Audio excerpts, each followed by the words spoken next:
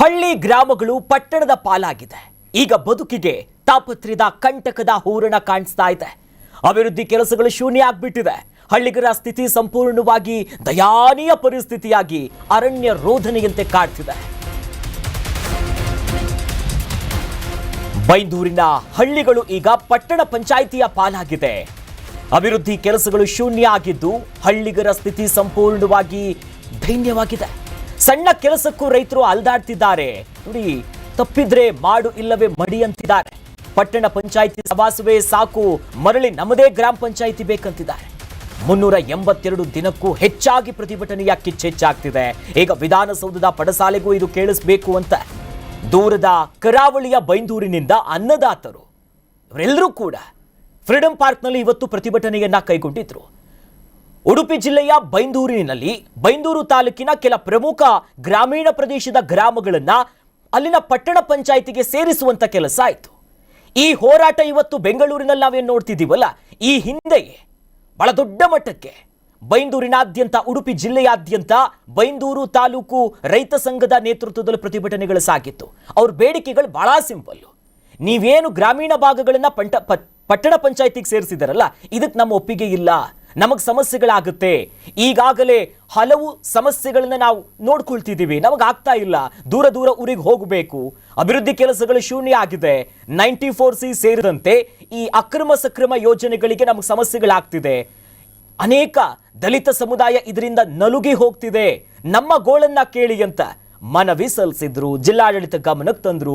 ಸ್ಥಳೀಯ ಶಾಸಕರು, ಸಂಸದರು ಯಾರಿಗೆ ಹೇಳಿದ್ರು ಕೂಡ ಹೋರಾಟಕ್ಕೆ ಅವರು ಫುಲ್ ಸ್ಟಾಪ್ ಇಡುವಂತ ಕೆಲಸ ಮಾಡೋದಕ್ಕೆ ಅವ್ರು ಯಾರು ಕೂಡ ಕೈ ಹಾಕಲಿಲ್ಲ. ಯಾಕಂತಂದ್ರೆ ಸರಿಯಾದ ಸ್ಪಂದನೆಗಳು ಸಿಕ್ಕಲಿಲ್ಲ. ಇವತ್ತು ಆ ಪ್ರತಿಭಟನೆಯ ಕಿಚ್ಚು ಹೆಚ್ಚಾಗಿ ಬೈಂದೂರಿನಿಂದ ಬೆಂಗಳೂರಿಗೆ ಬಂದು ಪ್ರತಿಭಟನೆ ಮಾಡ್ತಿದ್ದಾರೆ. ಇದೇ ವಿಚಾರವಾಗಿ ಈ ಹಿಂದೆ ಕೆಲ ತಿಂಗಳ ಹಿಂದೆ ಪ್ರತಿಭಟನೆಯಾದಾಗ ವಿಷದ ಬಾಟಲಿಯನ್ನ ಕೈಗಿಡ್ಕೊಂಡಿದ್ರು ರೈತರು. ಕರಾವಳಿಯ ರೈತರು ಕೇಳೋದಿಲ್ವಾ ಅಂತ ಸರ್ಕಾರದ ವಿರುದ್ಧ ಸಿಡಿದೆದ್ದು ಮಂಚವನ್ನ ಹಿಡ್ಕೊಂಡು ಸಾಂಕೇತಿಕವಾಗಿ ಪ್ರತಿಭಟನೆ ಆಯಿತು. ಅನಿರ್ದಿಷ್ಟಾವಧಿಯ ಹೋರಾಟ, 1 ದಿನ ಅಲ್ಲ, 2 ದಿನ ಅಲ್ಲ, ಇದು 382 ದಿನಗೂ ಹೆಚ್ಚಾಗಿ ಪ್ರತಿಭಟನೆಗಳಾಗ್ತಾ ಇದೆ. ಇವರ ಹೋರಾಟ ಶಾಂತಿಯುತವಾಗಿ ಎಲ್ಲರ ಮುಂದೆ ಕಾನೂನಾತ್ಮಕವಾದಂತಹ ಹೋರಾಟ ಮಾಡಿದ್ರು.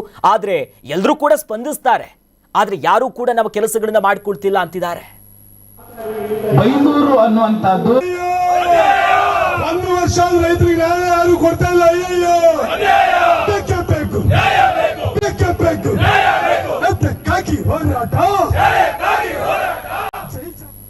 ಪ್ರತಿಭಟನೆ ಶುರುವಾಗಿ ಈಗ ವರ್ಷಗಳು ದಾಟಿ ಹೋಗ್ತಾ ಇದೆ. ಅಂದ್ರೆ 382 ದಿನಕ್ಕೂ ಹೆಚ್ಚಾಗಿ ಪ್ರತಿಭಟನೆ ಶುರುವಾಗಿ ಆಕ್ರೋಶದ ಕಟ್ಟೆ ಒಡೆದು ಬಿಟ್ಟಿದೆ.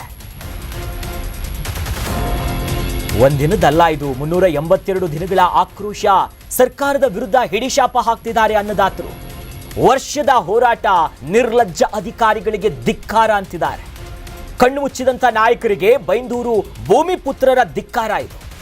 ನ್ಯಾಯ ಸಿಗದಿದ್ರೆ ವಿಧಾನಸೌಧ ಮುತ್ತಿಗೆಯ ಒಂದು ಗರ್ಜನೆಯನ್ನ ಕೂಗಿದ್ದಾರೆ. ರೈತರ ರಕ್ತ ಕುದೀತಾ ಇದೆ. ಮಾಡು ಇಲ್ಲವೇ ಮಡಿ ಅಂತ ಹೋರಾಟಕ್ಕಿಳಿದಿದ್ದಾರೆ. ಬೆಂಗಳೂರಿನ ಫ್ರೀಡಂ ಪಾರ್ಕ್ನಲ್ಲಿ ಇವತ್ತು ಹಳ್ಳಿ ಉಳಿಸಿ ಅನ್ನುವಂಥ ಕೂಗುಗಳು ಕೂಡ ಕೇಳಿಬಂತು.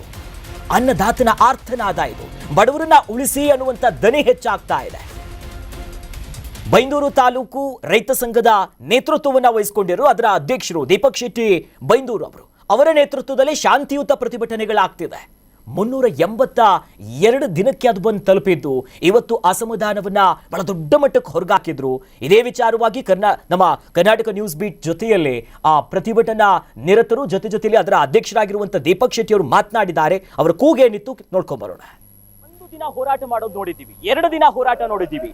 ಅನಿರ್ದಿಷ್ಟಾವಧಿ ಹೋರಾಟಗಳು ಸಾಮಾನ್ಯವಾಗುತ್ತೆ. ಆದ್ರೆ ಇವತ್ತು ನಾವೇನ್ ನೋಡ್ತಾ ಇದೀವಲ್ಲ, ತಾಲೂಕು ರೈತ ಸಂಘ ಬೈಂದೂರಿನ ವತಿಯಿಂದಾಗಿ ಬೈಂದೂರಿನ ರೈತರು ನಮಗೆ ನ್ಯಾಯ ಬೇಕು, ನಮ್ಮ ಸಮಸ್ಯೆಗಳನ್ನ ಕೇಳಿ ಅಂತ ಬರೋಬ್ಬರಿ 382 ದಿನಕ್ಕೂ ಹೆಚ್ಚು ದಿನದಿಂದ ಪ್ರತಿಭಟನೆ ಮಾಡ್ತಾ ಕರಾವಳಿಯ ಬೈಂದೂರಿನಿಂದ ಹಿಡಿದು ಇವತ್ತು ರಾಜಧಾನಿಯ ಬೆಂಗಳೂರಿನ ಫ್ರೀಡಂ ಪಾರ್ಕ್ ನಲ್ಲಿದ್ದಾರೆ. ಅದಕ್ಕೆ ಸಂಬಂಧಪಟ್ಟಂತೆ ನಮ್ಮ ಜೊತೆ ನೂರಾರು ಸಂಖ್ಯೆಯಲ್ಲಿ ರೈತರಿದ್ದಾರೆ. ರೈತ ಸಂಘದ ಅಧ್ಯಕ್ಷರಾಗಿರುವಂತಹ ದೀಪಕ್ ಶೆಟ್ಟಿ ಬೈಂದೂರು ಅವರು ನಮ್ಮ ಜೊತೆ ಇದ್ದಾರೆ. ಅವ್ರನ್ನ ಮಾತಾಡ್ಸ್ತಾ ಹೋಗ್ತೀನಿ. ಈ ಹೋರಾಟದ ಬಗ್ಗೆ ಏನ್ ಹೇಳ್ತಾರೆ ಅಷ್ಟೇ ಅಲ್ಲ, 382 ದಿನ ನೀವೇ ಯೋಚನೆ ಮಾಡಿ, ರೈತರು ಕೆಲಸ ಮಾಡಬೇಕು, ಮಳೆ ಇಲ್ಲ, ಒಂದು ಕಡೆ ಬರಗಾಲದ ಪರಿಸ್ಥಿತಿ, ಅದರ ನಡುವೆ ಇವ್ರು ಏನ್ ಹೇಳ್ತಾರೆ, ಇವರ ಆಗ್ರಹ ಏನು? ಸರ್, ಮೊದಲಿಗೆ ಹೋರಾಟ ವರ್ಷ ಆಗ್ಬಿಡ್ತು, ಕೇಳ್ತಾ ಇರೋದು ಒಂದೇ, ಪಟ್ಟಣ ಪಂಚಾಯಿತಿಗೆ ನಮ್ಮ ಗ್ರಾಮಗಳನ್ನ ಅಥವಾ ಗ್ರಾಮೀಣ ಭಾಗದಿಂದ ಸೇರಿಸಿದ್ರಲ್ಲ ಕೈ ಬಿಡಬೇಕು, ಸರಿಯಾದಂತ ಕ್ರಮ ಬೇಕು ಅಂತ. ಬೈಂದೂರಲ್ಲಿ ಶುರುವಾದ ಹೋರಾಟ ಕರಾವಳಿ ಅಲೆಗಳಿತ್ತು, ಇವತ್ತು ಬೆಂಗಳೂರಿನ ರಾಜಧಾನಿಗೆ ಬಂದಿದೆ. ಏನ್ ಹೇಳ್ತೀರಾ ಸರ್? ಒಂದು ವರ್ಷದ ಹಿಂದೆ ಗ್ರಾಮೀಣ ಪ್ರದೇಶಗಳನ್ನ ಗ್ರಾಮ ಪಂಚಾಯತ್ ಮಾಡಬೇಕಂತೇಳಿ ಒಂದು ದೊಡ್ಡ ರೀತಿಯಾಗಿರ್ತಕ್ಕಂಥ ಹೋರಾಟ, ಯಾವುದೇ ರೈತರಿಗೆ ಗೊತ್ತಾಗದ ರೀತಿಯಲ್ಲಿ ಅದು ಪಟ್ಟಣ ಪಂಚಾಯತ್ ಆಗಿ ಪರಿವರ್ತನೆ ಆಗಿದೆ. ಇವತ್ತು ರೈತರ ಬೇಡಿಕೆಯನ್ನು ಕೇಳಿ ನಾವೇನು ಬೇರೆ ಕೇಳ್ತಾ ಇಲ್ಲ, ಏನೋ ಜಮೀನು ಕೊಡಿ ಅಥವಾ ಇನ್ಯಾವುದೋ ಹೋಟ್ಲು ಕೊಡಿ, ಉದ್ಯಮ ಕೊಡಿ ಅಂತ ಬೇಡಿಕೆಯನ್ನು ಇಡ್ತಾ ಇಲ್ಲ. ಗ್ರಾಮೀಣ ಪ್ರದೇಶದ ಜನರಿಗೆ ನ್ಯಾಯವನ್ನು ಕೊಡಿ ಅಂತಕ್ಕಂಥ ಮಾತನ್ನ ನಾವು ಇವತ್ತು ಹೇಳ್ತಾ ಇದ್ದೀವಿ. ನಾವು ಒಂದು ವರ್ಷದಿಂದ ಪ್ರತಿಭಟನೆ ಮಾಡ್ಕೊಂತಿದ್ದೀರಾ, ಸ್ಥಳೀಯವರೆಲ್ಲ ಸ್ಪಂದಿಸ್ತಾರೆ. ಹೌದು, ಸ್ಥಳೀಯ ಶಾಸಕರು ಇರ್ಬೋದು, ಸಂಸದರು ಇರ್ಬೋದು, ಎಲ್ಲರೂ ಸ್ಪಂದಿಸ್ತಾರೆ. ಆದ್ರೆ ನಿಮ್ ಕೆಲಸ ಆಗ್ತಿಲ್ಲ. ರೈತರು ನಿಮ್ಮ ಕೆಲಸ ಬಿಟ್ಟು ಇವತ್ತು ಇಲ್ಲಿವರೆಗೂ ಬಂದು ಕೂತ್ಕೊಂತ ಇದ್ರೆ, ಕಳೆದ ಬಾರಿ ವಿಷದ ಬಾಟ್ಲಿ ಹಿಡ್ಕೊಂಡು ನಾವು ಹೋರಾಟ ಮಾಡೋದು ನೋಡಿದ್ವಿ. ಅದ್ರ ಹಿಂದೆ ಮುತ್ತಿಗೆ ಹಾಕೋದು ಜಿಲ್ಲಾಡಳಿತಕ್ಕೆ ಮಾಡೋದು ನೋಡಿದ್ವಿ. ಈಗ ಬೆಂಗಳೂರಲ್ಲಿ ಬಂದಿರೋ ವಿಧಾನಸೌಧಕ್ಕೆ ನಾವು ಮುತ್ತಿಗೆ ಹಾಕ್ತೀವಿ ಅಂತಂದ್ರು ಕೂಡ ಇಷ್ಟೊಂದು ದಿವ್ಯ ನಿರ್ಲಕ್ಷ್ಯ ಬೈಂದೂರಿನ ರೈತರ ಮೇಲೆ ಯಾಕಾಗ್ಬಿಡ್ತು ಅಂತ ನಾನು ಹೇಳ್ತಕ್ಕಂಥದ್ದು. ಈಗ ಒಂದು ವರ್ಷದ ನಮ್ಮ ಹೋರಾಟ ನಮ್ದು. ಈಗಾಗಲೇ ಅನೇಕ ಜನಪ್ರತಿನಿಧಿಗಳಿಗೆ ಮನವರಿಕೆಯನ್ನು ಮಾಡಿದ್ದೇವೆ, ನಾವು ಅನೇಕ ಅಧಿಕಾರಿಗಳಿಗೆ ಮನವರಿಕೆಯನ್ನು ಮಾಡಿದ್ದೇವೆ. ಆದರೆ ಜಿಲ್ಲಾಡಳಿತ ನಮಗೆ ಪೂರಕವಾಗಿರ್ತಕ್ಕಂಥ ಏನು ರೆಕಾರ್ಡ್ ಬಿಲ್ಡಪ್ ಏನು ಮಾಡಬೇಕಾಗಿದೆ ಅದನ್ನು ಸರ್ಕಾರಕ್ಕೆ ಅವರು ಕೊಟ್ಟಿದ್ದಾರೆ. ಯಾಕೆಂದ್ರೆ ಇದನ್ನು ಅಧ್ಯಯನ ಮಾಡಿ ಇದು ಮಾಡಿ ಸರಿ ಇಲ್ಲ, ಇಮಿಡಿಯೇಟ್ ಆಗಿ ಮರು ಅಧಿಸೂಚನೆಯನ್ನು ಮಾಡಿ ಅಂತೇಳಿ ಜಿಲ್ಲಾಧಿಕಾರಿಗಳು ಕೊಟ್ಟಿದ್ದಾರೆ. ಆದರೂ ಸಹ ಇವತ್ತು ಸರ್ಕಾರ ಮತ್ತು ನಮ್ಮ ಜನಪ್ರತಿನಿಧಿಗಳ ವ್ಯವಸ್ಥೆ ಮಲಗಿಕೊಂಡಿದೆ. ಇವತ್ತು ಅವರಿಗೆ ನಮ್ಮ ಈ ಜನರ ಕಷ್ಟ ಬೇಡ, ಅವರಿಗೆ ಅವರ ತೇರಿಗಳೇ ಬೇರೆ. ಇವತ್ತು ಒಬ್ಬ ಕ್ಷೇತ್ರದಲ್ಲಿರ್ತಕ್ಕಂಥ ಜನಪ್ರತಿನಿಧಿ ರೈತರು ಇವತ್ತು ಬೈಂದೂರಿನಲ್ಲಿ ಹೋರಾಟ ಮಾಡ್ತಾರೆ, ಜಿಲ್ಲೆಯಲ್ಲಿ ಹೋರಾಟ ಮಾಡ್ತಾರೆ, ಫ್ರೀಡಂ ಪಾರ್ಕಿಗೆ ಬಂದಿದ್ದಾರೆ. ಅವರಿಗೆ ಇವತ್ತು ಸಹ ಬಂದು ಕೂತ್ಕೊಳ್ಳಿಕ್ಕೆ ಆಗುದಿಲ್ಲ, ಅದು ನೋಡ್ಲಿಕ್ಕೆ ಆಗುದಿಲ್ಲ ಅಂತೇಳಿ ಆದ್ರೆ ಅವ್ರು ರಾಜೀನಾಮೆ ಕೊಟ್ಟು ಹೋಗ್ಲಿ. ಅವರು ಯಾಕಿರ್ಬೇಕು? ಅವರು ರಾಜೀನಾಮೆ ಕೊಡ್ಲಿ. ಅವರು ಅಂದ್ರೆ ಆ ಹೋರಾಟ, ಆಕ್ರೋಶ, ನೋವುಗಳ ಅರ್ಥ ಆಗ್ತಿದೆ ಅವ್ರ ಮಾತಿನಲ್ಲೇ. ಅಂದ್ರೆ ಅಂತಿಮವಾಗಿ ಕರ್ನಾಟಕ ನ್ಯೂಸ್ ಬೀಟ್ ಮೂಲಕವಾಗಿ ಈಗ ಅಧಿವೇಶನ ಆಗ್ತಿದೆ, ನಮ್ಮೆಲ್ಲರೂ ಇಲ್ಲ ಇದ್ದಾರೆ, ಕಾನೂನು ಮಾಡಬಹುದು, ಎಲ್ಲರೂ ಇದ್ದಾರೆ. ಆದ್ರೂ ಕೂಡ ಇಷ್ಟರ ಮಟ್ಟಿಗೆ ಅವರ ಅನುಪಸ್ಥಿತಿಗಳು ಕಾಡ್ತಾ ಇದೆ. ಅಂತಿಮವಾಗಿ ರಾಜ್ಯ ಸರ್ಕಾರಕ್ಕೆ, ಜಿಲ್ಲಾಡಳಿತಕ್ಕೆ ರೈತರ ಅಂತಿಮ ಕೂಗೇನ್ ಸರ್? ನಮಗೆ ಸಾಕಾಗಿದೆ ಪಾಪ. ಯಾಕೆಂದ್ರೆ ಕೂಲಿ ಕಾರ್ಮಿಕರು, ರೈತರು, ಬಡವರು ಪಾಪ ಅವರು ದಿನನಿತ್ಯ ನಾವಲ್ಲಿ ಬೈಂದೂರಿನ ತಾಲೂಕು ಆಫೀಸ್ ಎದುರುಗಡೆ 382 ದಿವಸಗಳಿಂದ ಹೋರಾಟವನ್ನು ಮಾಡ್ಕೊಂಡು ಬಂದಿದ್ದಾರೆ. ಅವರ ಕೂಲಿ ಬಿಟ್ಟು ಅವ್ರು ಬಂದು ಕೂತ್ಕೊಳ್ತಾರೆ. ಒಂದಿನ ಮಾಡೋದು ಕಷ್ಟ, ಒಂದು ತಿಂಗಳು ಮಾಡೋದು ಕಷ್ಟ. ಇದು 1.5 ವರ್ಷಗಳಿಂದ ನಾವು ಹೋರಾಟ ಮಾಡ್ತಾ ಇದ್ದೇವೆ. ಸರ್ಕಾರ ಆಗಲಿ ಜನಪ್ರತಿನಿಧಿಗಳೇ ಕುಳ್ಮುಚ್ಚಿ ಕೂತ್ಕೊಂಡ್ರೆ ನಾವು ಬಿಡ್ಲಿಕ್ಕಾಗುತ್ತಾ? ಇದು ಪ್ರಜಾಪ್ರಭುತ್ವದ ವ್ಯವಸ್ಥೆ. ಪ್ರಜಾಪ್ರಭುತ್ವದಲ್ಲಿ ಈ ದೇಶದಲ್ಲಿ ರೈತ ಒಂದ್ಸಲ ನಾವು ಹೊರಟ್ರೆ ನಾವು ವಾಪಸ್ ಬರಲ್ಲ. ನಾವು ನಿರ್ಣಯ ಮಾಡಿ ಬಂದಿದ್ದೀವಿ ಇವತ್ತು. ಯಾಕೆಂದ್ರೆ ನಾವು ಇವತ್ತು ಬ್ಯಾಗ್ ಹಿಡ್ಕೊಂಡು ಬಂದಿದ್ದೇವೆ. ಮಾಡು ಇಲ್ಲವೇ ಮಡಿ, ಪ್ರಶ್ನೆ ಇಲ್ಲ. ನಮ್ಮದು ಎಲ್ಲರೂ ಇವತ್ತು ಸರಿಯಾದಂಥ ನ್ಯಾಯ ಕೊಡ್ತಾ ಇದ್ರೆ ನಮ್ಮ ಅಷ್ಟು ಜನ ಅವರು ಬಂಧಿಸಬೇಕು, ಅವರು ಅಷ್ಟು ಜನರಿಗೆ ಜೈಲಿಗೆ ಹಾಕಬೇಕು. ಮಹಾತ್ಮ ಗಾಂಧಿ 1947ರಲ್ಲಿ ಈ ದೇಶಕ್ಕೆ ಸ್ವಾತಂತ್ರ್ಯ ಕೊಡುವಾಗ ಎಲ್ಲರೂ ಜೈಲಿಗೆ ಹೋಗಿದ್ದಾರೆ. ಅದೇ ರೀತಿಯಲ್ಲಿ ಬೈಂದೂರು ಗ್ರಾಮೀಣ ಪ್ರದೇಶಗಳನ್ನ ಗ್ರಾಮ ಪಂಚಾಯತ್ ಎಲ್ಲ ಮಾಡ್ತಾ ಇದ್ರೆ, ನಮಗೆ ಸ್ವಾತಂತ್ರ್ಯ ಕೊಡ್ತಾ ಇದ್ರೆ ಜೈಲಿಗೆ ಹೋಗ್ತೇವೆ. ನಾವು ಇವತ್ತು ತಯಾರಿದ್ದೇವೆ. ನಾವು ಇವತ್ತು ಆ ಹೋರಾಟಕ್ಕೆ ರೆಡಿಯಾಗಿ ಬಂದಿದ್ದೇವೆ. ನಾವು ನೋಡಿದ್ರಲ್ಲ ವೀಕ್ಷಕರೇ, ಬಹಳ ಸ್ಪಷ್ಟವಾಗಿ ಹೇಳ್ತಿದ್ದಾರೆ, ನಮ್ಮನ್ನ ಜೈಲಿಗೆ ಹಾಕಿ, ನೇಣಿಗೆ ಹಾಕಿ, ಏನ್ ಬೇಕಾದ್ರೂ ಆಗ್ಲಿ, ನಮಗೆ ನ್ಯಾಯ ಬೇಕು, ನಮ್ಮ ಕೂಗು ಕೇಳಬೇಕು ಅಂತ ಇನ್ನೊಂದಿಷ್ಟು ಜನ ಹೋರಾಟಗಾರರಿದ್ದಾರೆ, ರೈತರಿದ್ದಾರೆ. ಅವ್ರನ್ನ ಮಾತಾಡ್ಸ್ತಾ ಹೋಗೋಣ. ಕರಾವಳಿ ರೈತರ ಸುದೀರ್ಘ ಹೋರಾಟ, ಆದ್ರೆ ಸರ್ಕಾರದ ದಿವ್ಯ ನಿರ್ಲಕ್ಷ್ಯ ಕಂಡು ಬರ್ತಾ ಇದೆ. ನಿರಂತರವಾಗಿ ಹೋರಾಟಗಳನ್ನ ಮಾಡ್ತಿದ್ದಾರೆ. ಕರಾವಳಿ ರೈತರನ್ನ ಕೆಣಕು ಬಿಡ್ತಾ ಅಂತ ಸರ್ಕಾರ. ಕರಾವಳಿ ಬೈಂದೂರಿನ ರೈತರು ಸುದೀರ್ಘವಾಗಿ ಅನಿರ್ದಿಷ್ಟಾವಧಿಯ ಹೋರಾಟ ಕಂಟಿನ್ಯೂ ಮಾಡಿದ್ದಾರೆ. ಆದರೆ ಸರ್ಕಾರ ಎಲ್ಲೋ ನಿರ್ಲಕ್ಷ್ಯವನ್ನ ತೋರಿ ಕೆಣಕಿದಂತೆ ಕಾಣಿಸ್ತಿದೆ. ಬೈಂದೂರು ರೈತರ ಅನಿರ್ದಿಷ್ಟಾವಧಿ ಹೋರಾಟದ ಕಿಚ್ಚು ಇವತ್ತು ಬೆಂಗಳೂರನ್ನ ಆವರಿಸ್ತಾ ಇದೆ. ಬರೋಬ್ಬರಿ 382ಕ್ಕೂ ಹೆಚ್ಚು ದಿನಗಳಿಂದ ಪ್ರತಿಭಟನೆ ಮಾಡ್ಕೊಂಡು ಬಂದಿದ್ದಾರೆ. ಹಲವು ಹಂತದ ಹೋರಾಟದ ಬಳಿಕವೂ ಕೂಡ ಅವರಿಗೆ ಪರಿಹಾರ ಸಿಗ್ತಾ ಇಲ್ಲ. ಅಧಿಕಾರಿಗಳ ನಿರ್ಲಕ್ಷ್ಯಕ್ಕೆ ರೈತರು ಡೂ ಆರ್ ಡೈ, ಮಾಡು ಇಲ್ಲವೇ ಮಡಿ ಅಂತಿದ್ದಾರೆ. ನಾವು ಸುಮ್ಮನೆ ಕೂತ್ಕೊಳ್ಳೋದಿಲ್ಲ, ನಮಗೆ ಸಾಕಾಗಿ ಹೋಗ್ಬಿಟ್ಟಿದೆ, ನಾವೆಲ್ಲ ಅನ್ನದಾತರು, ಕೂಲಿ ಕಾರ್ಮಿಕರಿದ್ದೀವಿ, ಬಡ ಕುಟುಂಬದಿಂದ ಬಂದಿದ್ದೀವಿ. ಇವತ್ತು ನ್ಯಾಯಕ್ಕೋಸ್ಕರ ಬೆಂಗಳೂರಿನಲ್ಲಿ ಬಂದು ಈ ರೀತಿ ಹೋರಾಟ ಮಾಡುವಂತ ದಯಾನೀಯ ಪರಿಸ್ಥಿತಿಯ ಒಂದು ಸನ್ನಿವೇಶ ಬಂದ್ಬಿಡ್ತಲ್ಲ ಅಂತಿದ್ದಾರೆ. ಆ ಅಧ್ಯಕ್ಷರ ಮಾತು ಕೇಳುವಾಗ ಅರ್ಥ ಆಗ್ತಿದೆ, ನಮ್ಮ ಕೂಗು ಯಾರಿಗೂ ಕೇಳ್ತಾ ಇಲ್ಲ. ಅಂದ್ರೆ ಈಗಾಗಲೇ ಈ ಕಸ್ತೂರಿ ರಂಗನ್ ವರದಿ ಮೂಲಕವಾಗಿನೇ, ಅದರಲ್ಲೂ ಈ ಪಶ್ಚಿಮ ಘಟ್ಟದ ಆ ಭಾಗಗಳೇನೇನಿದೆಯಲ್ಲ ಬೈಂದೂರು, ಅದಕ್ಕೆ ತುತ್ತಾಗ್ಬಿಡುತ್ತೆ. ನಮ್ಮ ಭೂಮಿ ಇರುತ್ತಾ ಇಲ್ವಾ, ಯಾವ ವರದಿ ಏನು ಹೇಳುತ್ತೆ, ಗಾಡ್ಗಿಲ್ ವರದಿಯಿಂದ ನಾವು ನೋಡ್ತಾ ಬರೋದಾದ್ರೂ ಕೂಡ ಈವರೆಗೂ ಈ ಕಸ್ತೂರಿ ರಂಗನ್ ವರದಿ ಕೂಡ ಅವರನ್ನು ಬೆಚ್ಚಿ ಬೀಳಿಸೋ ನಿಟ್ಟಿಗೆ ಆಗ್ತಿರುತ್ತೆ. ಅದರ ನಡುವೆ ನಾವು ಗ್ರಾಮೀಣವಾಗಿನೇ ಬದುಕ್ತೀವಿ, ನಮ್ಮ ಪಟ್ಟಣ ಪಂಚಾಯಿತಿ ಸವಾಸ ಬೇಡ. ಯಾಕಂತಂದ್ರೆ ಈಗಾಗಲೇ ಅಲ್ಲಿನ ರೈತರು ಕೂಗಿರೋದು ಸಾಧಾರಣ ಒಂದು 90% ಜಾಗದಲ್ಲಿ 10% ಜನ ಮಾತ್ರ ವಾಸವಾಗಿದ್ದಾರೆ. ಇನ್ನು ಈ ರಿಸರ್ವ್ ಫಾರೆಸ್ಟಿನ ತೊಡಕುಗಳು ನಮ್ಮನ್ನು ಕಾಡುತ್ತೆ. ಕೆಲಸ ಮಾಡೋಂಗಿಲ್ಲ, ಎಲ್ಲದಕ್ಕೂ NOCಗಳು ಬೇಕು, ಪರ್ಮಿಷನ್ ಕೊಡೋದಿಲ್ಲ. ಇನ್ನು ರೈಲ್ವೆ ಟ್ರ್ಯಾಕಿಗೆ ಸಂಬಂಧಪಟ್ಟಂತೆ ಆ ಭಾಗದಲ್ಲೂ ಕೂಡ ಸುತ್ತಮುತ್ತ ನಮ್ಗೆ ಯಾವ ಪರ್ಮಿಷನ್ ಸಿಗೋದಿಲ್ಲ, ಮನೆ ಕಟ್ಟಂಗಿಲ್ಲ. ಅದರ ನಡುವೆ ರಿಸರ್ವ್ ಫಾರೆಸ್ಟಿನ ಸಮಸ್ಯೆಗಳು ಕೂಡ ನಮ್ಮನ್ನು ಕಾಡ್ತಿದೆ. ಅದರ ನಡುವೆ ಈಗ ಯಾರ ಮಾತನ್ನೂ ಕೇಳದೆ ಸರ್ಕಾರ, ಅಂದ್ರೆ ಅವ್ರು ಹೇಳ್ತಿರೋದು ಯಾರೋ ಈ ಬಂಡವಾಳ ಹೂಡುವಂತ ಪ್ರಭಾವಿಗಳ ಕೈಯಾಟದಿಂದಲೇ ಎಲ್ಲ ಹಾಳಾಗ್ಬಿಡ್ತು, ಇವ್ರು ಯಾರೋ ದುಡ್ಡು ಹೊಡೆಯೋದಕ್ಕೆ ಹಿಂಗೆ ಮಾಡಿದ್ದು, ಆ ರೇಟ್ಗಳೆಲ್ಲ ಜಾಸ್ತಿ ಆಗ್ಬಿಡುತ್ತಲ್ಲ, ಯಾವಾಗ ಗ್ರಾಮಗಳನ್ನ ಪಟ್ಟಣ ಪಂಚಾಯತಿಗೆ ಹಾಕೊಂಡ್ಬಿಟ್ರೆ ಅದರಿಂದ ದುಡ್ಡು ಹೊಡೆಯೋಣ ಅನ್ನುವಂಥ ಪ್ಲಾನಿಗೆ ಕೆಲವರ ಈ ಸ್ವಇಚ್ಛಾ ವಿಚಾರಕ್ಕೋಸ್ಕರನೇ ಇಂಥದ್ದೊಂದು ಸ್ವಯಂಕೃತ ಅಪರಾಧವನ್ನ ಇವತ್ತು ಬೈಂದೂರು ಆಡಳಿತ ಮಾಡ್ಕೊಂಡ್ಬಿಟ್ಟಿದೆ. 1 ವರ್ಷದ ಹೋರಾಟಕ್ಕೂ ಕೂಡ ನಮಗೆ ಫಲ ಸಿಕ್ಕಿಲ್ಲ ಅನ್ನುವಂಥ ಕೂಗು ಹೆಚ್ಚಾಗ್ತಿದೆ.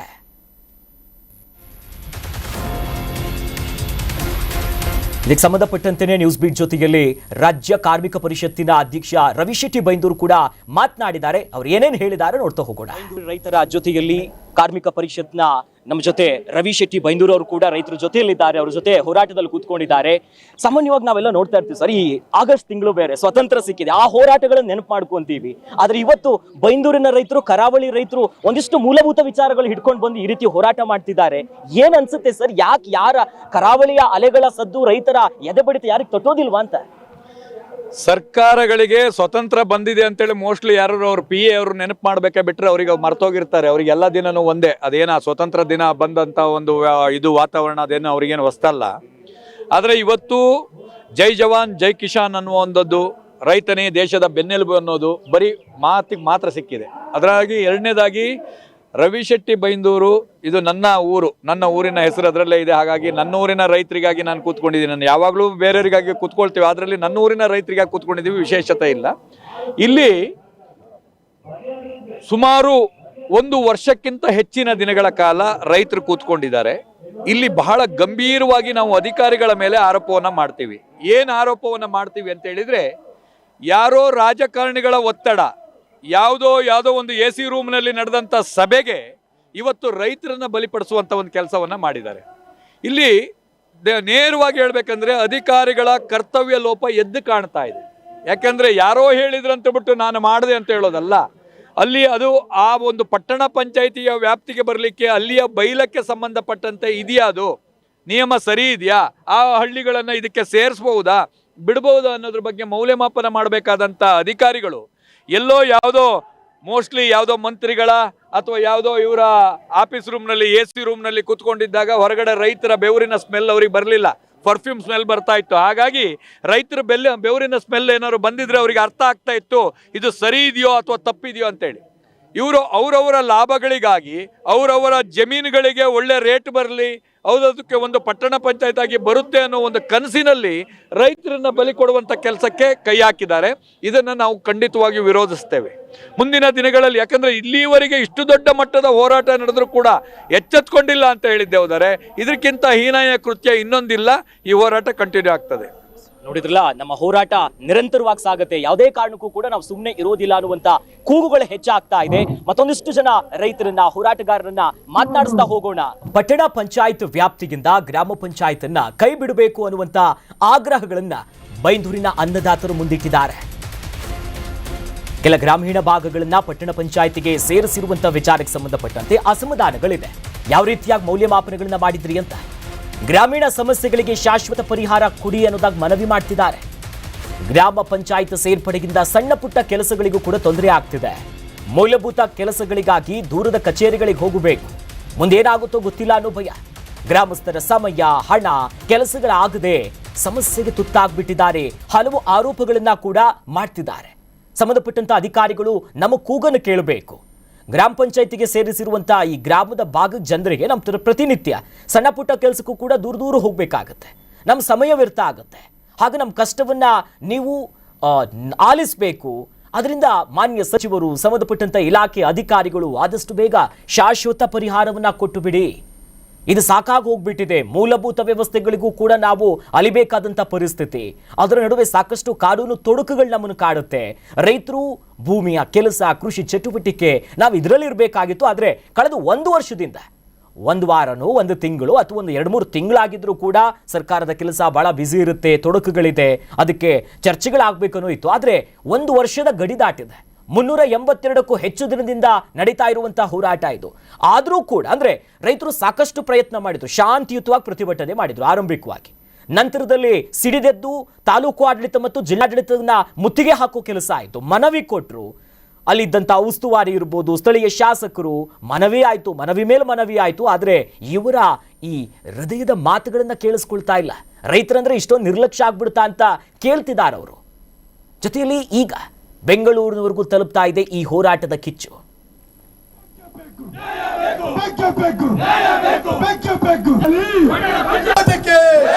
ಜೈ ಜವಾನ್ ಜೈ ಜವಾನ್ ಹೋರಾಟ ಬೈಂದೂರು ರೈತರ ಹೋರಾಟಕ್ಕೆ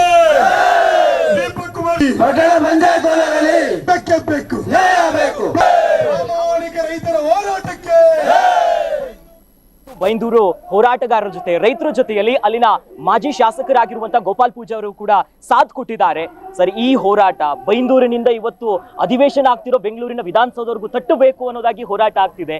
ನೀವೇನು ಹೇಳ್ತೀರಾ? ಯಾಕಂತಂದ್ರೆ ಆ ಕ್ಷೇತ್ರವನ್ನ ನೋಡಿದಂಥವ್ರು, ಆ ಬೆಳವಣಿಗೆ ನೋಡ್ಕೊಂಡು ಬಂದಂಥವ್ರು, ಈ ರೈತರ ಹೋರಾಟ ನಿಮ್ಗೆ ಹೆಂಗ್ ಅನಿಸ್ತಿದೆ ಸರ್?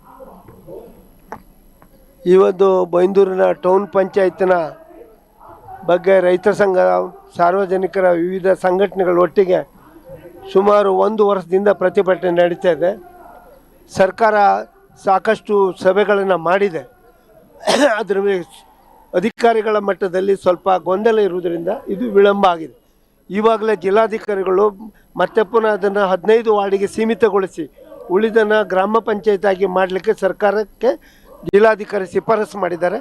ಮೊನ್ನೆ ದಿನ ಮಾನ್ಯ ಪೌರಾಡಳಿತ ಸಚಿವರ ಹತ್ರ ಈ ಪ್ರಸ್ತಾವನೆಯನ್ನು ಇಟ್ಟಿದ್ದೇವೆ. ಅವರು ಅಧಿವೇಶನ ಮುಗಿದ ತಕ್ಷಣ ಇವಾಗಲೇ ನಗರಾಭಿವೃದ್ಧಿ ಇಲಾಖೆ ಮಂತ್ರಿ ಆದ ಅವರು ಯತೀಂದ್ರ ಅವರ ಹತ್ರ ಮಾತಾಡಿದ್ದೇವೆ.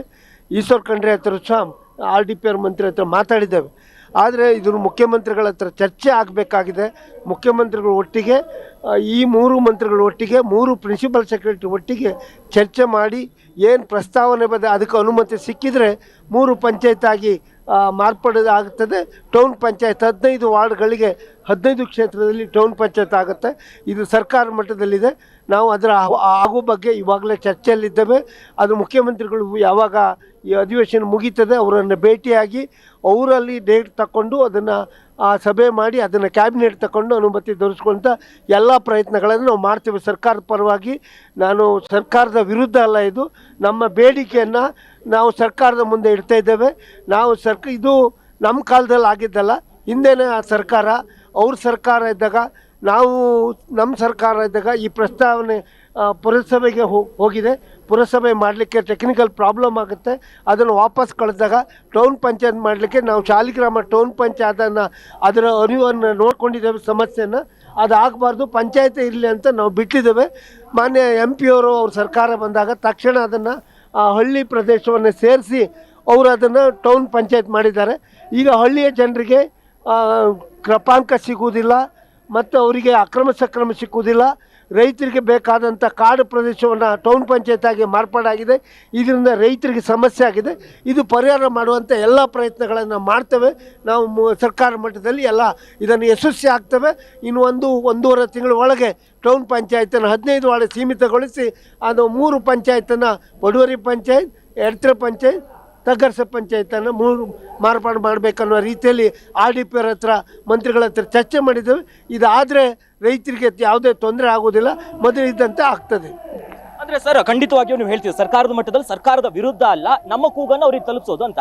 ಆದ್ರೆ 382 ದಿನ ಬೇಕಾಯ್ತಾ ಸರ್ ನಮ್ಮ ರೈತರು ಕೆಲಸ ಬಿಟ್ಟು ಇಷ್ಟು ಬಿಟ್ಟು ಈ ರೀತಿ ಹೋರಾಟ ಮಾಡೋದಕ್ಕೆ? ಅಂದ್ರೆ ನಿಮ್ಮ ಪ್ರಕಾರ ಸರ್, ಯಾಕಂತಂದ್ರೆ ಆ ಕ್ಷೇತ್ರವನ್ನ ನೀವು ಆಡಳಿತ ಮಾಡಿದ್ದೀರಿ, ನೋಡಿದ್ದೀರಿ, ಮೂಲಭೂತವಾಗಿ ಎಲ್ಲಿ ತಪ್ಪಾಗಿದೆ ಸರ್? ಇಂಥದ್ದೊಂದು ಮಹತ್ವದ ನಿರ್ಧಾರ ತಗೊಳ್ಬೇಕು ಸಂದರ್ಭದಲ್ಲಿ ಜನರನ್ನ ಕೇಳಬೇಕು, ರೈತರನ್ನ ಕೇಳಬೇಕು. ಕಸ್ತೂರಿ ರಂಗನ್ ವರದಿ ಅನ್ನೋದು ಈಗಲೂ ಕೂಡ ನಮ್ಮ ರೀತಿ ಜ್ವರದ ರೀತಿಯಾಗಿದೆ ಅಲ್ಲಿನ ಜನರಿಗೆ. ಅದ್ರ ನಡುವೆ ಇದೊಂದು ಮತ್ತೊಂದು ಬರೆ ರೀತಿಯಾಗಿದೆ. ಇಷ್ಟೊಂದು ಡಿಲೇ ಆಯ್ತಲ್ಲ ಸರ್? ಈಗ ಡಿಲೇ ಆಗಬೇಕಾದ್ರೆ ಸಾಕಷ್ಟು ಸಭೆಗಳಾಗಿದೆ. ರೆಹಮಾನ್ ಖಾನ್ ನೇತೃತ್ವದಲ್ಲಿ ಪ್ರಿನ್ಸಿಪಲ್ ಸೆಕ್ರೆಟರಿಗಳು ಅದಕ್ಕೆ ಗೊಂದಲ ಇದೆ. ಅವರಿಗೆ ನಗರಾಭಿವೃದ್ಧಿ ಇಲಾಖೆಗೆ 1 ಇಂಚು ಜಾಗ ಬಿಡಲಿಕ್ಕೆ ಅವ್ರು ರೆಡಿ ಇಲ್ಲ. ನಗರಾಭಿವೃದ್ಧಿ ಇಲಾಖೆ ಬಿಟ್ಟುಕೊಟ್ರೆ ಮಾತ್ರ ಟೌನ್ ಪಂಚಾಯತಿನ ಪೌರಾಡಳಿತಕ್ಕೆ ಅದನ್ನು ಸೀಮಿತಗೊಳಿಸಲಿಕ್ಕೆ ಆಗ್ತದೆ. ಒಂದು ಸರಿ ನಗರಾಭಿವೃದ್ಧಿ ಇಲಾಖೆಗೆ ಹಸ್ತಾಂತರ ಆದಮೇಲೆ ಅದನ್ನು ಮತ್ತೆ ಪುನಃ ಪಂಚಾಯತ್ ಮಾಡಬೇಕಾದ್ರೆ ಟೆಕ್ನಿಕಲ್ ಭಾರಿ ಸಮಸ್ಯೆ ಇದೆ. ಸಾಕಷ್ಟು ಫೈಲ್ ಸರ್ಕಾರದಿಂದ ಉಡುಪಿ ಜಿಲ್ಲಾಧಿಕಾರಿಗೆ ಹೋಗಿ ಮೂರು ಬಾರಿ ಹೋಗಿ ಬಂದಿದೆ. ಇದು ಕೊನೆ ಬಾರಿ ಜಿಲ್ಲಾಧಿಕಾರಿಗೆ ಬರೆದಿದ್ದಾರೆ, ಸ್ವಚ್ಛವಾಗಿ ಇದನ್ನು 15 ವಾರ್ಡಿಗೆ ಸೀಮಿತಗೊಳಿಸಬೇಕು ಮತ್ತು ಉಳಿದ 3 ಪಂಚಾಯತ್ ಮಾಡಬೇಕಂತ ಡೈರೆಕ್ಷನ್ ಕೊಟ್ಟಿದ್ದಾರೆ. ಪ್ರಿನ್ಸಿಪಲ್ ಸೆಕ್ರೆಟರಿಗೂ ಮಾತಾಡಿದ್ದೇವೆ.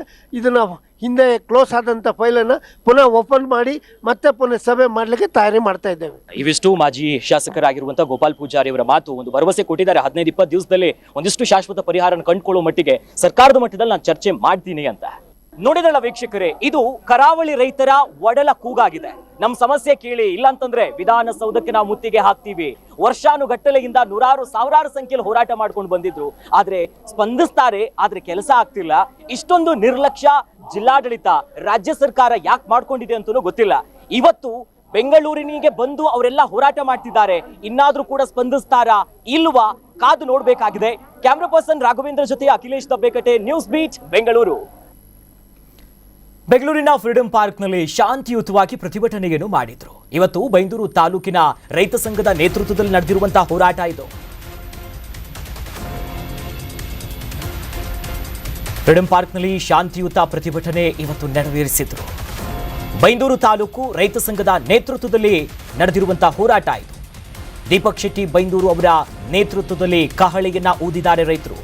ಹೋರಾಟಕ್ಕೆ ಭರಪೂರ ಸಾಥ್ ಕೊಟ್ಟಿದ್ರು ಬೈಂದೂರಿನ ಮಾಜಿ ಶಾಸಕರು. ಇನ್ನು ಮಾಜಿ ಶಾಸಕರಾಗಿರುವಂತಹ ಗೋಪಾಲ್ ಪೂಜಾ ಅವರು ಕೂಡ ರೈತರ ಜೊತೆಯಲ್ಲೇ ಶಾಲ ಧರಿಸಿ ಕೂತ್ಕೊಂಡಿದ್ರು. ನಂತರದಲ್ಲೇ ಕಾರ್ಮಿಕ ಪರಿಷತ್ನ ರಾಜ್ಯಾಧ್ಯಕ್ಷ ರವಿ ಶೆಟ್ಟಿ ಬೈಂದೂರು ಕೂಡ ರೈತರ ಜೊತೆಯಲ್ಲಿದ್ರು. ಸರ್ಕಾರ ಸ್ಪಂದಿಸದೇ ಇದ್ರೆ ವಿಧಾನಸೌಧದ ಮುತ್ತಿಗೆಯ ಭಾರಿ ಎಚ್ಚರಿಕೆ ಕೊಟ್ಟಿದ್ದಾರೆ. ಹಿಂದೆ ವಿಷದ ಬಾಟಲಿ ಹಿಡ್ಕೊಂಡಿದ್ರು, ನಡು ರಸ್ತೆಯನ್ನ ಅಡ್ಡಗಟ್ಟಿದ್ರು, ತಾಲೂಕು ಕಚೇರಿಗಳಿಗೆ ಮುತ್ತಿಗೆ ಹಾಕಿದ್ರು. ಈಗ ಯಾವಾಗ ಅವರ ಬೇಡಿಕೆಗಳ ಈಡೇರಿಲ್ಲ, ವರ್ಷದ ಗಡಿ ದಾಟಿದೆ, ಈಗ ಬೆಂಗಳೂರಿಗೆ ಬಂದ್ಬಿಟ್ಟಿದ್ದಾರೆ. ಬೆಂಗಳೂರಿನಲ್ಲಿ ಹೋರಾಟ ಮಾಡ್ತಿದ್ದಾರೆ. ಅಷ್ಟೇ ಅಲ್ಲ, ವಿಧಾನಸೌಧಕ್ಕೆ ಮುತ್ತಿಗೆ ಹಾಕ್ತೀವಿ, ಸಂಬಂಧಪಟ್ಟಂತ ಸ್ಥಳೀಯ ಶಾಸಕರು ರಾಜೀನಾಮೆ ಕೊಡ್ಲಿ. ಜೊತೆಲಿ ಮಾಜಿ ಶಾಸಕರು ಮಾತನಾಡ್ತಾ ಕೂಡ ಹೇಳ್ತಾ ಇದ್ರು, ಅಯ್ಯೋ ಸಮಸ್ಯೆ ಇದೆ, ಟೆಕ್ನಿಕಲ್ ವಿಚಾರಗಳಾಗುತ್ತೆ, ಪೌರಾಡಳಿತಕ್ಕೆ ಹೋಗಬೇಕು, ಅಲ್ಲೊಂದಿಷ್ಟು ಅಂತ. ರೈತರಿಗಿಂತ ಹೆಚ್ಚಾದ ಟೆಕ್ನಿಕಲ್ ಸಮಸ್ಯೆ ಏನಿದೆಯಪ್ಪ?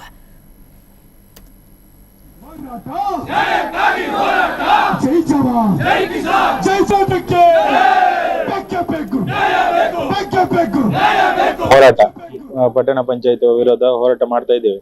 ನಮ್ಗೆ ಇನ್ನೂ ಕೂಡ ನ್ಯಾಯ ಸಿಗ್ಲಿಲ್ಲ. ಎಲ್ಲ ಅಧಿಕಾರಿಗಳು ಆಶ್ವಾಸನೆ ಮಾತ್ರ ಕೊಡ್ತಿದ್ದಾರೆ, ಯಾರು ಕೂಡ ನ್ಯಾಯ ಕೊಡಿಸ್ಲಿಲ್ಲ.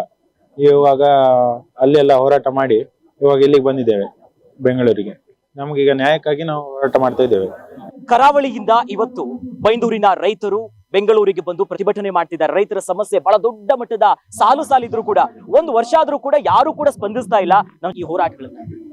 ಅದೇನಾಗಿದೆ ಅಂತ ಹೇಳಿದ್ರೆ, ರೈತರು ಅಂತ ಹೇಳಿದ್ರೆ ನಮ್ಮ ಸರ್ಕಾರಕ್ಕಿರ್ಬಹುದು, ಅಧಿಕಾರಿಗಳಿಗಿರ್ಬಹುದು, ರಾಜಕಾರಣಿಗಳಿಗಿರ್ಬಹುದು, ಗಂಭೀರವಾಗಿ ತೆಗೆದುಕೊಳ್ಳುವಂತ ವ್ಯಕ್ತಿ ಅಲ್ಲ ಅಥವಾ ಜನರಲ್ಲ ಅನ್ನೋ ರೀತಿಯಲ್ಲಿ ಅವರು ಅಸಡ್ಡೆಯನ್ನ ವ್ಯಕ್ತಪಡಿಸ್ತಾ ಇದ್ದಾರೆ.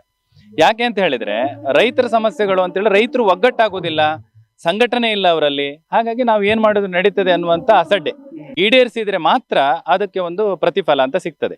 ಹಾಗಾಗಿ ನಾವ್ ಇವತ್ತು ಕೇಳ್ತಾ ಇರುವಂತದ್ದು, ನಾವೇನ್ 1 ವರ್ಷದಿಂದ ಹೋರಾಟ ಮಾಡ್ತಾ ಇದ್ದೇವೆ, ಅದಕ್ಕೆ ಇನ್ನಾದ್ರೂ ಸಹ ಕೂಡಲೇ ಸರಿಯಾದ ಕ್ರಮವನ್ನು ಕೈಗೊಂಡು ನಮ್ಮ ಬೇಡಿಕೆಯನ್ನು ಈಡೇರಿಸಿ ಬೈಂದೂರು ಪಟ್ಟಣ ಪಂಚಾಯತಿನಿಂದ ನಮ್ಮ ಗ್ರಾಮೀಣ ಭಾಗವನ್ನು ಹೊರಗಿಡಬೇಕು. ಅದೇ ಬೈಂದೂರಿಗೆ ಬರುತ್ತೆ. ಈಗಾಗಲೇ ಜನರಿಗೆ ಒಂದು ಆತಂಕ ಇದೆ, ಕಸ್ತೂರಿ ರಂಗನ ವರದಿ ಏನು, ಮನೆ ಕಟ್ಟಕ್ಕಾಗತ್ತಾ, ಇರೋದೇನು ಬಾಗ್ಲಾಕೊಂಡು ಹೋಗ್ಬೇಕಾ ಅನ್ನೋದಿದೆ. ಅದ್ರ ನಡುವೆ ಈ ರೀತಿ ಆದ ಪರಿಸ್ಥಿತಿ ಅಂದ್ರೆ, ಆರಂಭಿಕವಾಗಿ ಯಾರ ನಿರ್ಲಕ್ಷ್ಯ ಆಯ್ತು, ಯಾರು ತಪ್ಪಾಯ್ತು? ರೈತನ ಕೇಳಬೇಕಿತ್ತು, ಆ ಭಾಗದ ಜನನ್ ಕೇಳಬೇಕಿತ್ತು. ಈಗ ಜಿಲ್ಲಾಡಳಿತ ಹೋದ್ರೆ ಸ್ಪಂದಿಸ್ತಾರೆ, ಮನವಿ ಏನು ಕೂಡ ಅದು ಕೆಲಸಗಳು ಆಗ್ತಿಲ್ಲ. ನಡೀತು ಇದು ಕೆಲವೊಂದು ಬಂಡವಾಳಶಾಹಿಗಳ ಒಳ ಕುತಂತ್ರದಿಂದ ನಡೆದಿರುವಂತದ್ದು. ಯಾಕೆ ಈ ಮಾತಂತ ಹೇಳಿದ್ರೆ, ಬೈಂದೂರಿನ ಭೌಗೋಳಿಕ ವ್ಯಾಪ್ತಿಯನ್ನು ನೀವು ನೋಡಿದ್ರೆ, ಪಶ್ಚಿಮದಲ್ಲಿ ಅರಬ್ಬಿ ಸಮುದ್ರ ಇದೆ, ಅಲ್ಲಿ CRZ ಸಮಸ್ಯೆ ಬರ್ತದೆ ಈಗ ಜನರಿಗೆ. ಈ ಕಡೆ ಪೂರ್ವದಲ್ಲಿ ಕಂಪ್ಲೀಟ್ ಮಲೆನಾಡು ಗುಡ್ಡಗಳ ಪ್ರದೇಶ, ಅಲ್ಲಿ ಕಸ್ತೂರಿ ರಂಗನ್ ವರದಿ ನೇರವಾಗಿ ಪರಿಣಾಮವನ್ನು ಬೀರುತ್ತದೆ.